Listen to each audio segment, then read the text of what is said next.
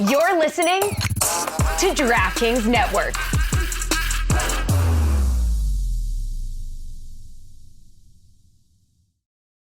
Today's episode is powered by Venmo and PayPal. Look, no matter how your favorite team did this season, there's still one way to feel like a winner, and that's with Venmo and PayPal. That's because you can choose to use Venmo or PayPal to add money to DraftKings in a few taps. You can even transfer your balance if you have one. So, the next time you get paid back for dinner, drinks, or tickets to the game, you've got the option to put the money right back into your DraftKings account. Hundreds of millions of people use Venmo and PayPal already, and there's never been a better time to join them. Don't have a Venmo or PayPal account yet? Don't sweat it. Choose your way to pay and download the app to get started. Venmo and PayPal are not a valid deposit withdrawal methods in Connecticut or Ontario. Gambling problem? Call 1-800-GAMBLER.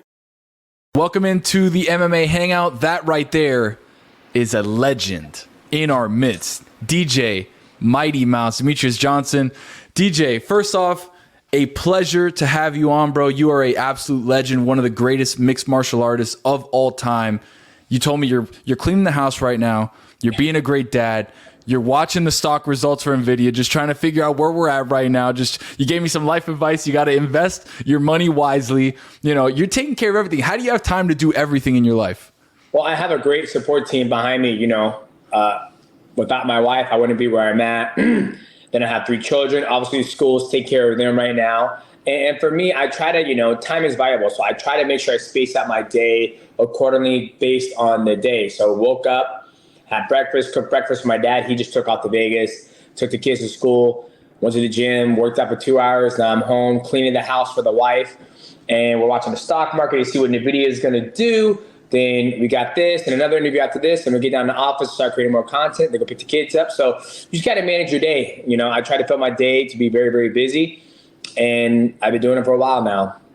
What's the most difficult part of your career?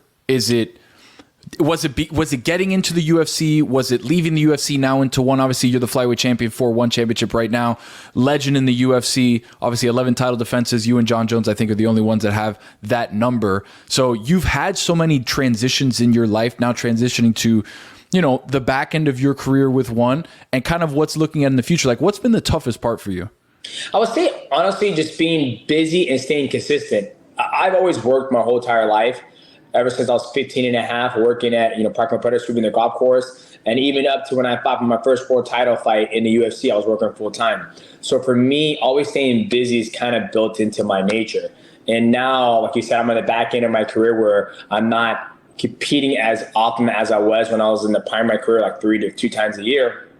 And now I'm focused on just building content, building my brand as big as I can, and trying to be present with my kids, my wife, and present in building the content as well. And that's probably the hardest thing, is always trying to evolve as not just an athlete or businessman, but as a person. What's been the funnest part of your career when you look back and be like, damn, that was it? Yeah, I'll play, honestly, probably creating content, hanging out with other athletes, and just travel with my wife. That was probably the best part. And travel with my teammates and the coaches. That was probably my favorite part of the career. I mean, I love every bit of it. And, I'm still, active, I would say that was probably it right there. Just the traveling, hanging out with other fighters. I never forget me, Cody, No Love, a couple of people from MMA Junkie and the UFC brass, as you can call them. Mm-hmm. We were out in Japan getting drunk, and it was pretty cool, man. Like, that stuff would never happen if I never were competing in the sport. Who's the member of the UFC brass that you can talk about that was drinking everybody under the table? Oh, he was drinking anybody on the table. It was Sean Shelby, though. He was out there with us, hanging out, getting lit. There must be so many great stories of, obviously, that time in the UFC that it was kind of totally different than what it is now, right? Like, you've seen mixed martial arts grow into such a almost mainstay, like, worldwide sport. Now, obviously, Ilia Topuria just won the featherweight championship, like, opening up an entire new demographic of fans in the European market, in the Spanish market, with Spain, obviously being on top with him. Like, and I want to get to that fight in a second because I want to get your expertise on that. But isn't it crazy how when you got into the game, it was completely different than what it is now? 1,000%. I mean, you just look at everything, technology evolves over time.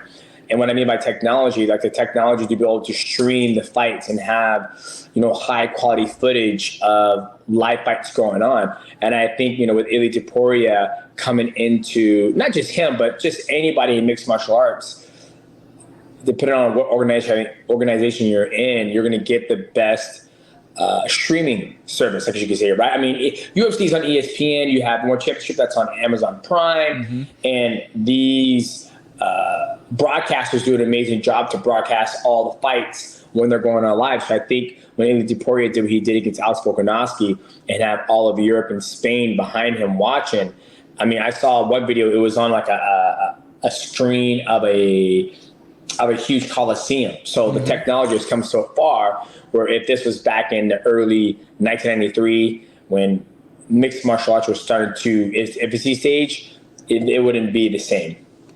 Looking at that fight, obviously it was a masterclass between Volk and between Ilia.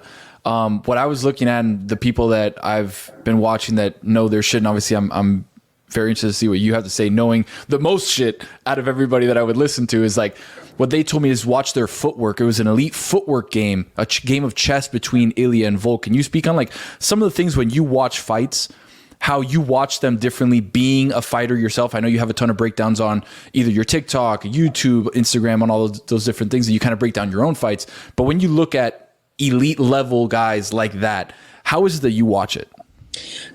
First off, I watch it by the footwork and how they're going to cross the void, aka the distance, and how do they approach the fight. Obviously, with Alex Volkanovski taking on Ilia Topuria, it was going to be a battle of, Ilia Topuria, once he touches you, you typically go to sleep. And Alex Volkanovski has outstruck everybody. He's fought all the guys who are taller than him, Max Holloway, Yair Rodriguez, Brian Ortega, the list just goes on. So you had a guy like Ilia Topuria who likes to weight himself across the void with a beautiful head movement. And when he gets to the right distance, he unloads a 3 to 4 punch combination, boxing style. And when he gets his opponent to the cage, that's when he's most successful. So when I sit back and I watch it, I'm looking at how is he going to cross the void? How is Alex Volkanovski going to keep him away from it? And he likes to use the moon-shaped arc. And that's how I look at it. And that's the stuff I try to bring to my YouTube channel for people who are out there who aren't keen on what they're looking at. Instead of like a lot of people watch, I was like, I just want to see who's going to get knocked out. Right. So I try to break it down to, my mindset when I'm watching the fights. And a lot of the fans love to see it. Who is the person right now across any promotion, right? Whether it be one, whether it be obviously PFL and Bellator together, UFC, who you watch and you go, that guy right there or that girl right there is kind of leagues above everybody else?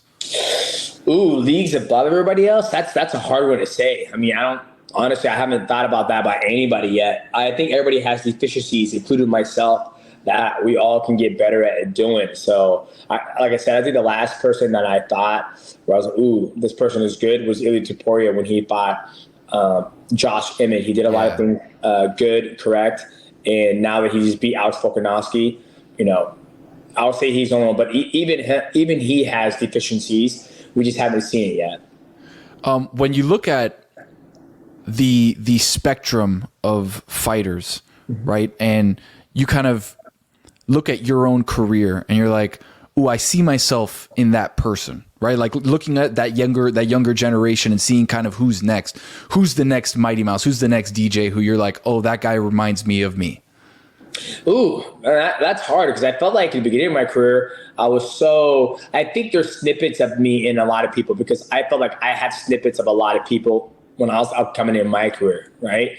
And I think, Sugar Sean O'Malley, the way he's able to feint, the way he moves, forces people across the distance. Ilia Topuria, how he stops his opponents. Izzy Adesanya, how he's so dynamic and athletic. There's so many people out there. So for me, I'm just trying to take snippets of people where I wish I had earlier in my career, because we're not all. People are going to be better than me. I was able to put stuff together because of my structure, my size, my mentality. And I think a lot of these guys have snippets of me, which I had snippets of earlier fighters like Rampage Jackson. I love how he moved. My pressure style, kind of like Randy Couture. I mean, the list just goes on. Mirko Krokop, how he would throw high kicks. Wow, yeah. So for me, it's like when I look at the younger generation, I always tell people, be better than me, don't be like me. And I don't see anybody who's like me, which is not a bad thing. Everybody's their own personality and their own style of fighting.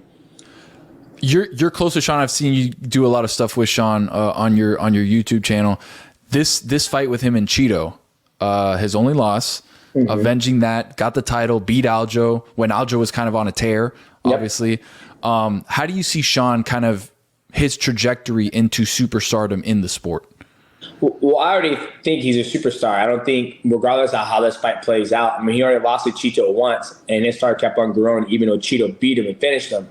So I think the biggest thing that Sean O'Malley has been able to do is create a brand outside of mixed martial arts with, his sugar line, his gaming, his YouTube, his podcast. So I think for him going out there, if he beats Cheeto Rivera, which is very possible, I think, his star's going to keep on rising because he's going to continue to do the other things that got his star even higher, which is building his brand. What do you talk to me about what you're doing with OnlyFans? I know that obviously you're doing content everywhere. I feel like YouTube, Twitter, like across the board, you're doing content everywhere. What makes the stuff that you're doing with OnlyFans different than what people see on your regular channels that obviously you pump out a ton of content already? Yeah, it's the content I put on OnlyFans is exclusive. So if you go through all of my Instagram, YouTube, and all that stuff, the one thing I do not post about is my diet, my recovery, and like behind the scenes of my competition and training and archives. And when I got approached by OnlyFans, when me and my producer were searching for a platform to be able to host our library of rich content, OnlyFans was the perfect place because it's for the true fans who want to see that side of things, right? You have YouTube, where YouTube is specific for certain niche, where it's like, breakdowns, the Mighty Cast, the podcast, and all that other stuff. And then you have your Instagram, which is more family-like, and your lifestyle a little bit. Then you have the OnlyFans, where it's truly for the super fans, where it's like, hey, I'm posting my diet. Right. If I was to post the same content on YouTube, it wouldn't do it as good because people don't really care about my diet, but the super fans do. And so we have, a lot of content that, we could post on there that is going to be good for the fans who truly want to see behind the scenes of stuff. And that's a thing too, where OnlyFans, you can do both. You can do long form content and you also do short form content, where a lot of these places you can't really do it. And if you do short form content, you kind of, ruin the algorithm on, YouTube essentially. So we felt that OnlyFans was the best place to be able to house this type of exclusive content.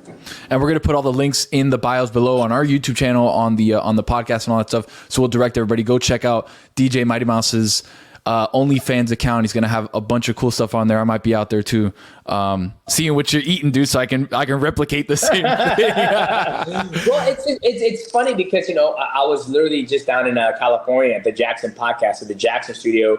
You had Rampage Jackson, Luke Rockhold, you had Bear, you had a lot of the guys. And I took my shirt off. I was like, dude, why do you still have abs right now? You're not in fight camp. I was like, well, I live my lifestyle is a clean, healthy lifestyle. And what I eat is very bland. It's straightforward. But for the super fan who cares about, hey, what does Demetrious Johnson eat? That's where I'm going to show it. But if you post a video on YouTube and say, hey guys, this is what I eat, as you know how YouTube works, it's all about the algorithm. It's a niche platform, right? If I would do that, nobody. We posted some amazing things on YouTube, just doesn't do very well. And so that's when we're like, okay, let's find a platform where our fans, my fans, who are a fan of the brand of the Mighty Gaming, Mighty Mouse, Demetrious Johnson, where the content can live and breathe. And that's where OnlyFans came to mind. And that's where we made that merge of bringing the content there, the exclusive content. I love it, man. If you're a Mighty Mouse fan, go check out his OnlyFans. Dude, thank you so much. You are an absolute legend of the game, and it's such a pleasure and an honor to talk to somebody who has done all the things that you've done and in the content game just like me and understanding how these things work. So thank you so much for hanging out, dude. Really appreciate it. Hey, man, appreciate you. God bless. Later, man. Today's episode is powered by Venmo and PayPal. Look, no matter how your favorite team did this season, there's still one way to feel like a winner, and that's with Venmo and PayPal. That's because you can choose to use Venmo or PayPal to add money to DraftKings in a few taps. You can even transfer your balance if you have one. So, the next time you get paid back for dinner, drinks, or tickets to the game, you've got the option to put the money right back into your DraftKings account. Hundreds of millions of people use Venmo and PayPal already, and there's never been a better time to join them. Don't have a Venmo or PayPal account yet? Don't sweat it. Choose your way to pay and download the app to get started. Venmo and PayPal are not a valid deposit withdrawal methods in Connecticut or Ontario. Gambling problem? Call 1-800-GAMBLER.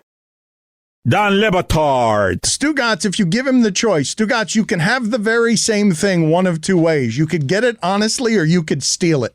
He'll always choose stealing it. Stugotz. Well, it's the quicker path. I mean, it's just, This is the Don Le Batard Show with the Stugotz. Welcome to the Hockey Show. My name is Roy Bellamy. David Dwork of the Hockey News is to my left. Later today, we have Mark Lazerus of The Athletic to talk about the most consequential night in recent NHL history. We also have Erin Brown from the Hockey News to talk about the PWHL. But first, we're going to do a quick Panthers recap. The Panthers lost 1-0 to the Carolina Hurricanes last night in what was a playoff atmosphere. Yep. It was back and forth. They played basically the similar styles.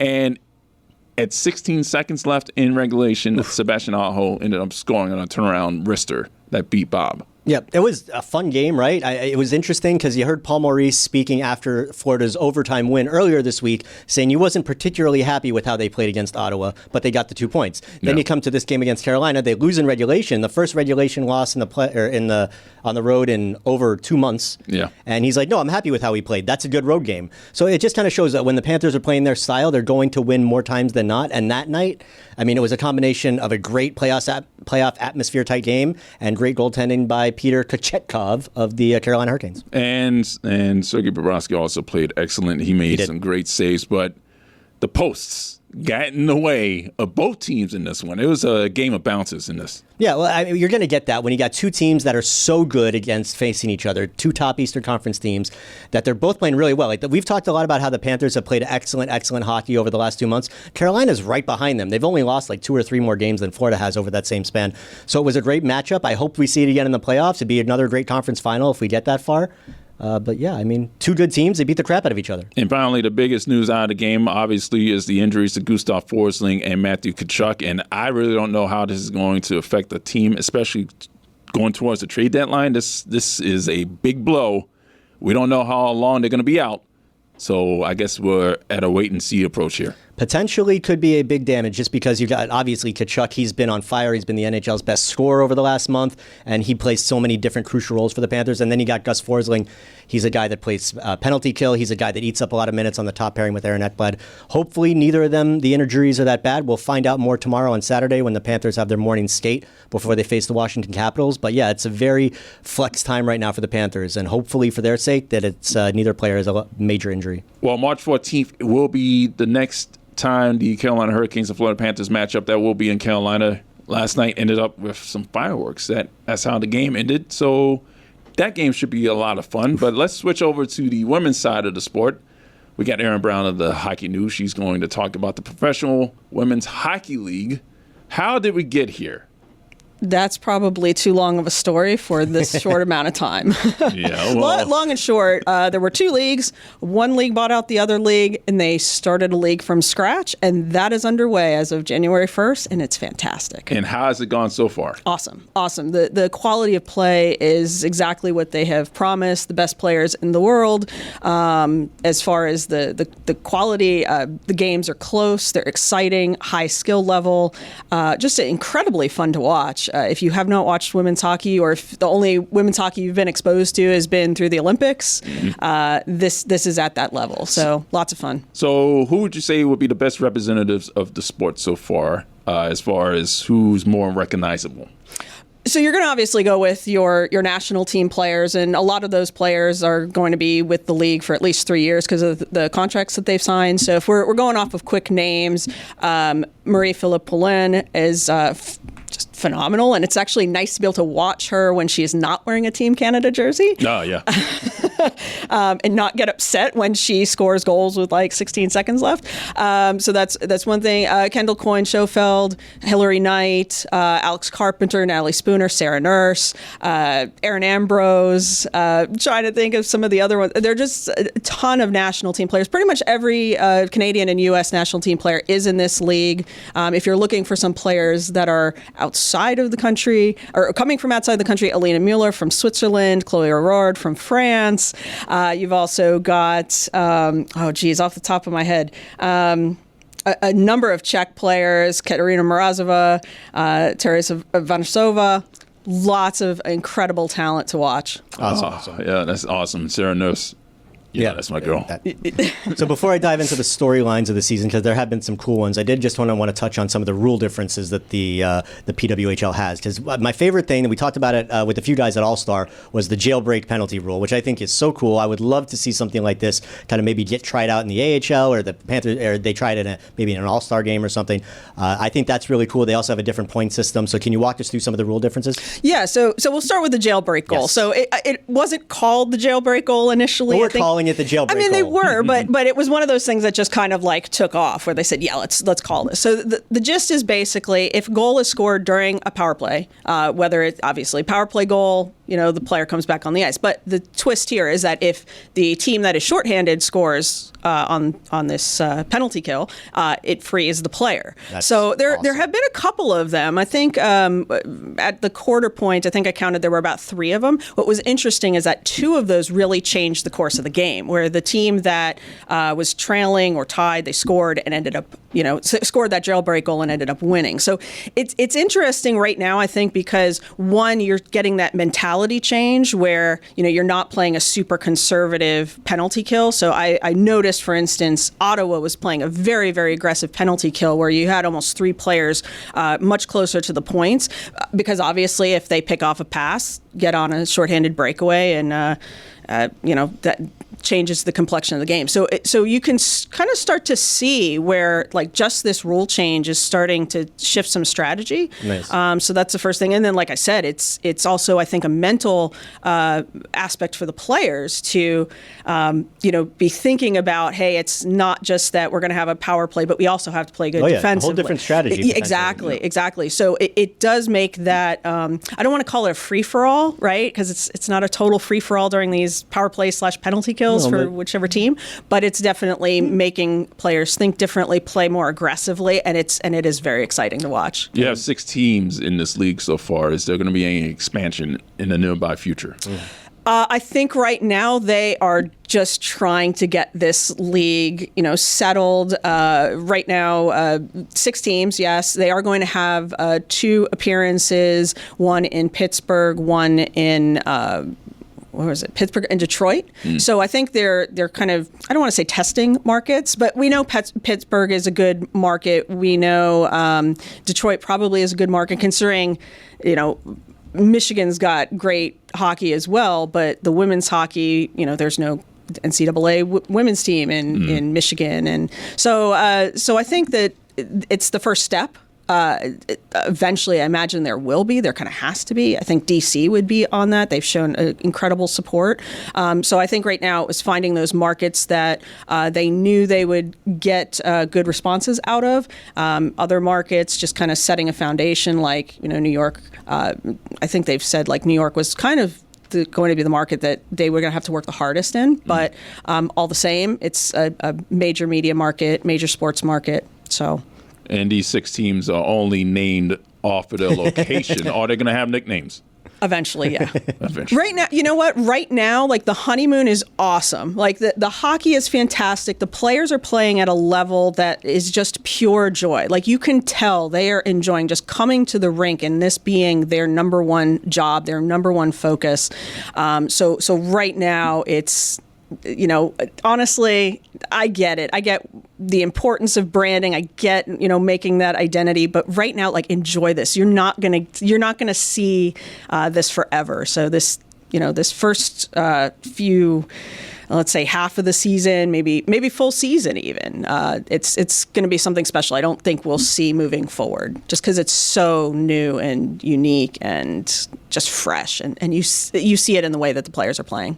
So there's a few storylines that are going on this season that have been cool to talk about. I don't have time to get into them all. Like Kendall Coyne and Natalie Spooner coming back after having kids was really cool. But I did want to ask you about the goaltending, just because some of the goaltending numbers in this league are pretty ridiculous. They caught my eye when I was going through them. Why are the goalies so good? Or I guess, why are they doing so well? Because we knew that they were good. You know what? I think that one of the things is that it really is that there's a strong concentration of elite talent, and this is something I've been wondering about. What's going to happen when you have some of these goaltenders from college or from overseas try to crack the lineups? There just aren't enough teams, and every team carries about 3 goaltenders. The third is usually the backup, in case one of the first 2 gets injured. I'm familiar with the third goalie role. Yeah. Okay. But yeah, it's just I think it's just a huge concentration of just the elite of the elite talent. So that's pretty much not all of the teams, but pretty much everyone, I think, has someone who starts for a national team, and that right there is a key factor. But yeah, I think there are 5 players who, for 5 goalies, I should say, who have a goals against under 2, and that's really impressive. Erin, I'm going to ask you to stand up and do a little troll and explain the jersey. Okay, so look at that. Wow, she is wearing is it a Tony Granato jersey or a Tammy Granato jersey? How would you? What's the women's hockey segment? I'm just making sure. It's a very American hockey family. I'll give you that. But what are we doing here? Yeah. What's women's hockey? So it is a 1998 Olympic jersey, Cami Granato. Yes, I've had this since the first women's Olympics. The first women's Olympics, yes. Cami Granato is the first woman to have a gold medal draped around her neck in Olympic Games for women's hockey. Yeah, that was amazing. Amazing tournament. That was cool. Yeah. We were just kids when that happened too. We were teenagers. Yeah. Yeah. I was skipping my AP chemistry class to watch that game. Worked out okay. I'm not doing chemistry these days. Yeah, I was going to say, you're busy teaching now. The path has worked well for you. Absolutely. Where can we watch the Professional Women's Hockey League? So if you are in Canada, I think every single network broadcasts games. I'm not going to get into Canada. You'll find it easily. If you're in a market with a team, so between New York, Boston, and Minnesota, it's going to be your regional network, so NESA and MSG. And then I think Bally's North carries it. But otherwise, if you are out of market, you can see all the games on YouTube, and the production quality is fantastic. It's not overloaded with ads or board ads. It's just very, very high quality. I kind of get sad when there's not a game at night. So yeah, YouTube is probably going to be the place to go for most people. Just look up the PWHL account and you will find the live streams every day. Erin Brown of the Hockey News, thank you for braving traffic to get down here and talk about women's hockey. For women's hockey, I will brave traffic anytime. Don Batard. If I'm at the house with them and they're all rooting, I could just be like, yeah, rah, rah, rah. Go Yankees. Stugotz. Do you know how unsettling it would be if I attended a live sporting event and someone behind me was just going, rah, rah, rah, Browns, rah, Heat, rah, rah, rah. This is the Don Batard Show with the Stugotz. April 11th, 2023 was one of the most consequential nights in NHL history because it changed the course of 3 franchises. It was the night that the Chicago Blackhawks defeated the Pittsburgh Penguins 5-2.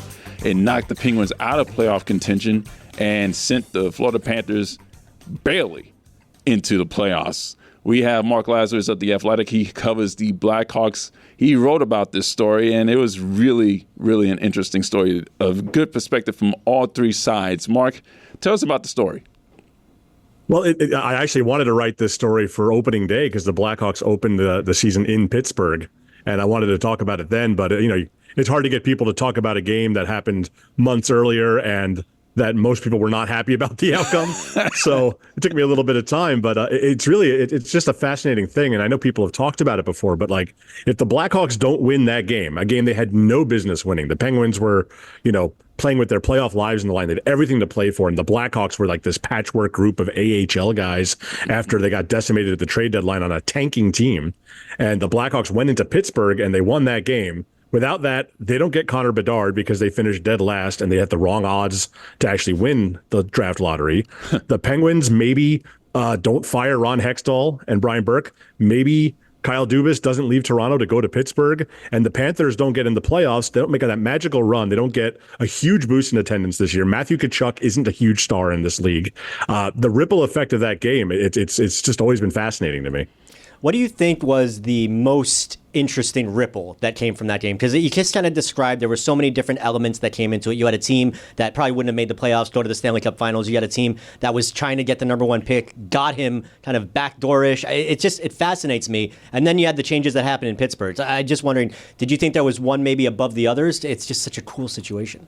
To me, being based in Chicago and primarily covering the Blackhawks, the Bedard of it all is what's fascinating. Because if the Blackhawks, after that just egregious, super cynical, kind of gross tank job they did last year, if it ends without them getting Bedard, if they get Fantilli or they get Leo Carlsson, it's a totally different vibe here in Chicago. Like the franchise is like a disaster, right? But now that they have Bedard, they're selling out, they're making money, there's jerseys everywhere, there's genuine hope for the future. So I think that maybe Chicago of all teams actually had the most the ripple effect here, having the guy who's going to be one of the biggest names in the sport in one of the biggest cities in a market that desperately needed it after losing Kane and Taves. I think that might have the longest term impact. I mean, it's entirely possible that Ron Hextall and Brian Burke get fired regardless, even if the Penguins do squeak into the playoffs. I think most people in Pittsburgh will tell you that was probably going to happen. But how many times have we seen a team just like the Panthers sneak into the playoffs and then win a couple of rounds? If they make it to the conference final, they're not firing their front office. Right. So the Kyle Dubas of it all is certainly interesting, but in terms of the grand picture of the NHL, where Connor Bedard landed, he's in Chicago instead of Columbus or Anaheim, I think that's going to wind up being the biggest ripple. You speak of Connor Bedard. Obviously, he got hurt in the game versus the New Jersey Devils on that hit by Brendan Smith. Even with that hit, is he still the Rookie of the Year? Oh, yeah. I mean, if he stays healthy the rest of the year, with all apologies to my friends in the Twin Cities, Brock Faber doesn't stand a chance. It's going to be borderline unanimous. But what Bedard is doing with the teammates he has, with the line mates he has, is just spectacular. He's basically a point-a-game guy. He's creating goals out of thin air. And he's the biggest star on his team. He's the only star on his team. Yeah. So I think what he's doing, I mean, I'm always a guy who wants to give credence to a defenseman in these debates because being a young defenseman is harder. And I don't care that Brock Faber's 3 years older than Connor Bedard. He's legally a rookie, that he's qualified. He'd be a worthy Calder candidate. But assuming Connor Bedard stays healthy, he's going to finish with 25, 30 goals, even with missing 6 weeks with a broken jaw. There's no way he doesn't win the Calder. And with the trade deadline coming up, and you mentioned that he is the only star on the team, how will the Blackhawks build around him? I mean, it's going to be a quiet trade deadline here, right? Because they made so many moves last year where they, traded Patrick Kane, they traded Jake McCabe, Sam Lafferty. They made all these moves and decimated the roster. There's nobody left to trade this year. I mean, their biggest trade chips this year are Colin Blackwell and Tyler Johnson, who are, nice pieces to add for a contending team. Tyler Johnson's won multiple Stanley Cups. He can fill a role there and bring rings in the room and all that. But you're going to get like a 4th round pick for him at most. So like the teardown's already happened. This is year one of the rebuild in a lot of ways. And the Hawks had 2 first-round picks last year, 3 first-round picks the year before that. They got 2 first-round picks this year. They got 2 first-round picks the year after that. Oh my God. So that's where it's going to all come from within. The Blackhawks aren't going to spend any money the next 2 summers. They are not going to be a cap team for a while here. Wow. It sounds like patience is going to need to be a virtue for the fans in Chicago for at least a little while, right? Oh, no question. And it's hard, right? Because I know nobody in the rest of the hockey world feels bad for Chicago. They won 3 Stanley Cups in the Cap era, but that this is year one of the rebuild is tough to swallow because they've been bad now for 4 or 5 years, right? They were kind of walking in the wilderness, trying to piece together a competitive lineup and finishing in like 10th, 11th place. That horrible mushy middle where you're not bad enough to get good and you're not good enough to make the playoffs. We're familiar with that down here. Yeah, exactly, right? And you look at somewhere like Buffalo, Ottawa, Detroit. this is a long-term thing. I mean, Buffalo's been doing this, it feels like, since like the 1970s. And the Detroit's in like year 7 of the Yzer plan, and they're trying to scratch and claw their way into the playoffs. They just became like a team that added last summer. And they were still they traded Filip Hronek for a first-round pick last year at the trade deadline, a 24-year-old defenseman. So this is a excruciatingly long process. And Kyle Davidson, the general manager here, he has that kind of leash. The ownership of the team, Danny Wirtz, he understands, and this is going to be a long and painful process. And having Connor Bedard makes it so much easier for fans to swallow, because if you didn't have him, it'd be a disaster right now. So switching gears for a second, I want to ask about something else that you wrote about recently, and it's Steve Larmer. His number is not retired in Chicago. I'll be honest, I wasn't super familiar with the details of his career before I read your story. I knew he was a very good player in Chicago that put up some big numbers, but holy shit. When I looked up his stats year over year, I could not believe, like, how is this guy not in the conversation of why isn't he in the Hall of Fame yet, let alone his number being retired in Chicago? So I completely agree with you. Is this going to happen sometime soon? Because based off of what I'm seeing, it needs to. Well, it's funny, we at The Athletic, we do the Shadow Hall of Fame committee where Eric Duhacek, who's been in that room, kind of leads 15 of us as if we were voting for the Hall of Fame. And 2 straight years, I nominated Larmer. And he got 0 votes every time I nominated. So it's not going to happen. He's not going to make the Hall of Fame. He's just not. He's that Hall of Very Good. Maybe his career wasn't long enough. Maybe he was overshadowed a little bit by playing with Dennis Savard and Jeremy Roenick a little bit. I got to know Steve Larmer through like the EA Sports video games in the 90s, right? He was unbelievable on NHL 94. So like that's how I kind of got to know him. But it really is something. And as for the jersey retirement, it's interesting because the Blackhawks for years were just notoriously stingy with their jersey retirements. But last year, when they raised Marian Hossa's number 81 to the rafters, now this is not trying to besmirch the good name of Marian Hossa, maybe one of my favorite players I've ever watched play hockey. But his best years offensively came in other markets. They came in Ottawa and Atlanta. He was only in Chicago for 9 years, a small portion of his career.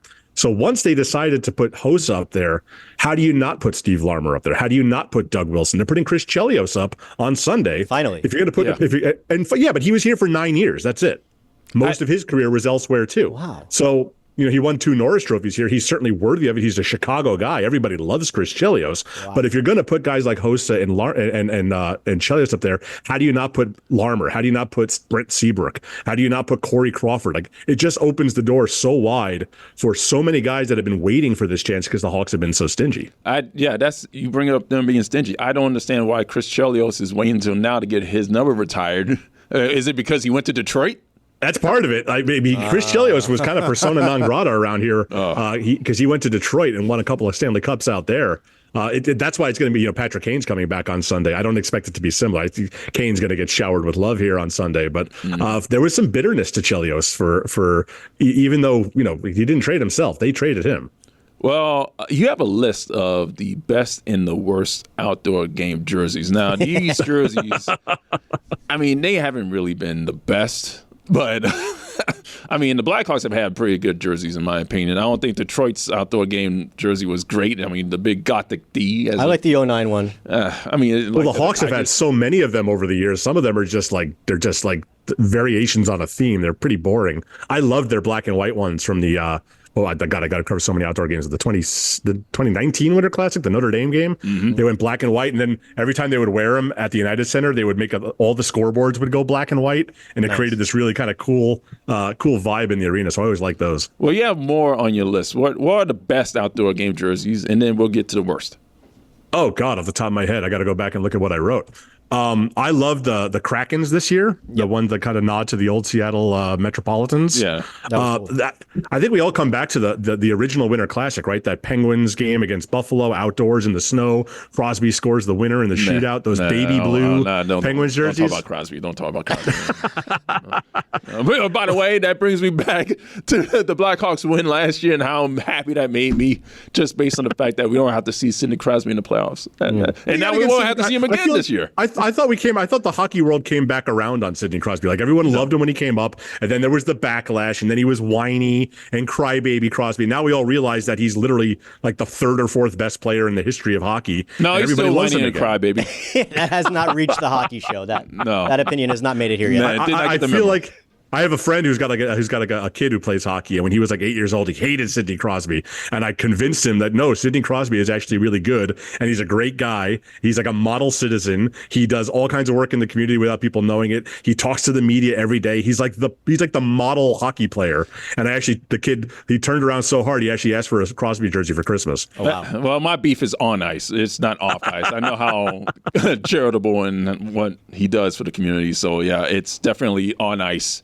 Over the years, and the fact that the league shoved him down our collective throats. Well, that's like, I mean, I live and work in Chicago. I walk by the Michael Jordan statue every day. I hate him more than I've hated any human in my life because I grew up a Knicks fan. And he ruined my childhood year after year. So I understand that. I get it. All right, so going now, kind of sticking with this theme with the outdoor jerseys, we just found out that the Blackhawks are going to be in yet another outdoor game next year. Shocking, isn't it? Hopefully we'll be there. So next year's Winter Classic at Wrigley Field. I was actually at the first one at Wrigley Field in like 2009, which was really cool. I was there as a fan. We're hoping to get up there again this year. But I don't know, as a guy who's covered the Blackhawks so much, this wasn't the question I was going to ask originally, but you kind of brought it out of me. Is there overkill at this point? Like, what's the deal with the Blackhawks being in it every year? Your perspective of it obviously is a little bit different, but is it time for maybe other teams to get in there, or is this the deserved thing and we need to just get used to it? I mean, of course, it's time for other teams. And thankfully, the Hawks haven't had one since I think that 19 one against Boston at Notre Dame. Then they were getting an outdoor game every year, basically, during the height of their dominance. And it's because they were a TV ratings powerhouse, right? I would like to see, personally, like, the Winter Classic doesn't do good ratings. It's not a big deal on TV. It doesn't look good on TV. The most recent one with the Kraken and the Golden Knights, it was like, I think it was the lowest rated one of all time. Oof. What makes the Winter Classic great is being at the Winter Classic or the Stadium Series. Like, it's fun to go to these games. Like, I'm pretty cynical about them, I've covered 6 or 7 by now, but I'm always like, oh God, I got another cover another outdoor game. But then you get there and you're like, this is kind of cool. This is fun. It's kind of like the All-Star game. It's a local event. It's not really a league-wide event, an outdoor game. It's for the local community. And like, when you have one at NC State, Hurricanes fans are loving it. When you have one at the University of Minnesota, Wild fans are loving it. It's really cool when you're there. I feel like the league should stop worrying about the TV ratings and start just putting more teams in these. They're like Columbus is finally getting one next year. It's going to be a Stadium Series game against Michigan. And I'm sure we'll have the Ohio State-Michigan vibe for everything. But we need to get more teams involved because it's really fun for the local fan base, and that's what you got to worry about. If you want better TV ratings, give me more Lake Tahoe games. That looked awesome on TV. The COVID year where they couldn't have fans.